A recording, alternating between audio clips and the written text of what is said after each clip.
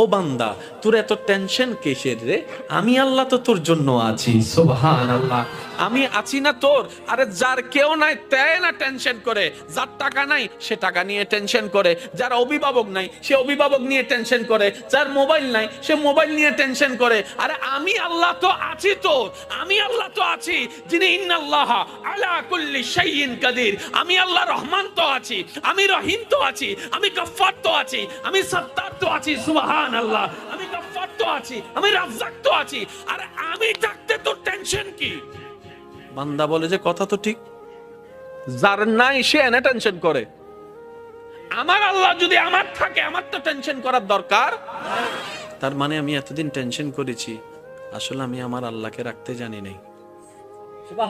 আমি আমার আল্লাহকে রাখতে জানি, আমি আমার আল্লাহকে ধরে রাখার মতো ধরে রাখতে জানি নাই, যার কারণে তো টেনশন আমাকে স্পর্শ করেছে। সেজন্য দেখবেন আল্লাহ ওয়ালা যারা হয়, মাথার উপর ছাদ নাই কিন্তু টেনশন ছাড়া মুখে হাসি আছে, পেটের মধ্যে খাবার নাই মুখের মধ্যে কিন্তু টেনশন ছাড়া হাসি আছে, যার উজ্জ্বল দৃষ্টান্ত এই পৃথিবীকে চাক্ষুষভাবে দেখিয়ে দিয়েছেন কারবালার ময়দানে ইমাম আলী মাকাম ইমাম হুসাইন রাদিয়াল্লাহু তাআলা। সুবহানাল্লাহ। পরিবার সবাই শত্রুদের তীরের ভিতরে ছিল, তলোয়ারের ভিতরে ছিল, কাফেলার মধ্যে খাবার নাই কিন্তু মুখে কোনো টেনশন নাই, পানি নাই কিন্তু মুখে কোনো টেনশন নাই, পরিবার শহীদ হচ্ছে মুখে কোনো টেনশন নাই। জগৎ জিজ্ঞেস করে, ও ইমাম হুসাইন, এই কঠিন মুহূর্ত আপনি এত খুশি মনে আছেন কিভাবে? ইমাম হুসাইন উত্তর দেয়, আমার মাওলা তো আমার সাথে আছে, আমার টেনশন করার দরকার কি? বান্দারে, তোমার অন্তর যখন ব্যথিত হয়ে যায়, উপশম করার মতো কেউ থাকে না।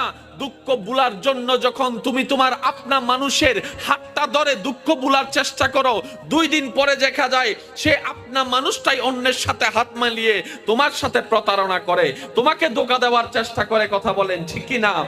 বান্দারে, তুমি যখন অশ্রুসিক্ত নয়নে কান্না করতে থাকো, কার জন্য কি করেছি, কে আমার জন্য কি করেছে, সেই হিসাব মিলাতে মিলাতে বান্দা একবার দেখো না আমি রবের দিকে। সুবহানাল্লাহ।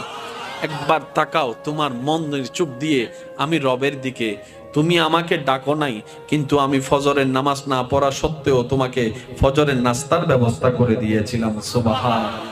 বান্দা, তুমি আমার জমিনে দাঁড়িয়ে 1000 গুনাহ করেছো আমার আদেশ অমান্য করে, কিন্তু আমি তোমার পা ভেঙে দিই নাই, বরং হাঁটার জন্য শক্তি দিয়েছি। বান্দারে, তোমার প্রতিটা মুহূর্তে কেউ তোমার খেয়াল রাখে নাই, আমি রহমানের রহমত তোমার খেয়াল রেখেছে।